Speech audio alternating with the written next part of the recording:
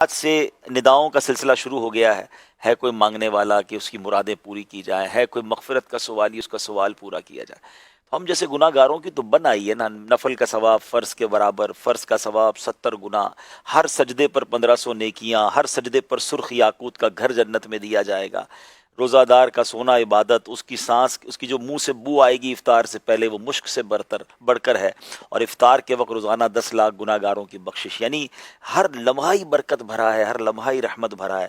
ہم اللہ کا پہلے تو شکر ادا کرتے ہیں کہ ہمیں ایک بار پھر جیتے جی رمضان عطا کیا، اور اب یہ التجا کرتے ہیں کہ پورا رمضان ایسی ہمت دے، صحت دے کہ پورا رمضان ہم پورے روزے رکھیں، پوری تراویح پڑھیں اور اچھے طریقے سے اس رمضان کو گزاریں. میں کچھ دیر پہلے سن بھی رہا تھا آپ کا پروگرام. بڑی اہم بات ناظرین یہ بھی ہے کہ ہمیں اس مہینے میں نیکیاں تو کرنی ہی کرنی ہیں، مگر اس مہینے میں گناہ سے لازمی بچنا ہے.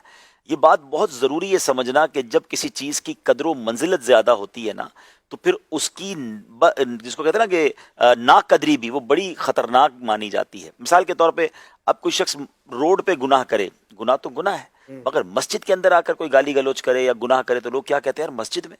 کوئی پاکستان میں یا اپنے وطن میں گناہ کرے غلط ہے، لیکن اگر کوئی مکہ پاک میں جا کے گناہ کرے، حدود حرم میں کرے، تو وہاں ایک گناہ 1 لاکھ کے برابر ہو جاتا ہے، ایک نیکی بھی 1 لاکھ کے برابر. بالکل اسی طرح رمضان میں تو ہماری بخشش کا سامان کر دیا گیا نا، شیطان کو بند کر دیا گیا، اجر بڑھا دیے گئے. اب رمضان میں بھی گناہ کرے کوئی، یعنی بظاہر تو گناہ کی کوئی جگہ بنتی نہیں ہے. اینیمی آف ہمارا جو دشمن ہے، بہکانے والا، اسے بند کر دیا گیا.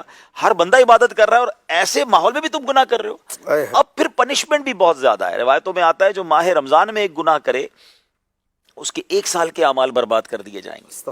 اب یہ مطلب ایسا لگتا ہے کہ آج رات جو ہے نا بہت کچھ ڈیسائیڈ کرنے کی نائٹ ہے کہ پورا مہینہ عبادت کیسے کرنی ہے اور پورا مہینہ اپنے آپ کو گناہ سے بچانا کیسے ہے. میں تو پرسنلی یہ سمجھتا ہوں اشفاق بھائی، ہمارے لیے زیادہ مشکل یہ ہے.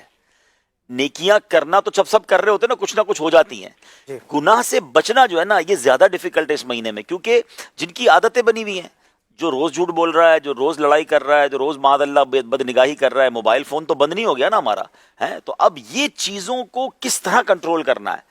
تو میں سن رہا تھا ماشاءاللہ بہت پیاری گفتگو آپ لوگ سب مل کے کر رہے تھے کہ اپنے آپ کو بیزی کرنا ہوگا، اپنے آپ کو ایسا شیڈول بنانا ہوگا کہ کہتے ہیں نا گناہ کی جگہ ہی نہ بچے. بری دوستوں سے بچنا ہوگا، بری صحبتوں سے بچنا ہوگا. تو بس اللہ سے یہی دعا ہے کہ یہ رمضان پورا گناہوں سے پاک گزرے اور ایسا گزرے کہ گناہوں کی عادتیں ہی ختم ہو.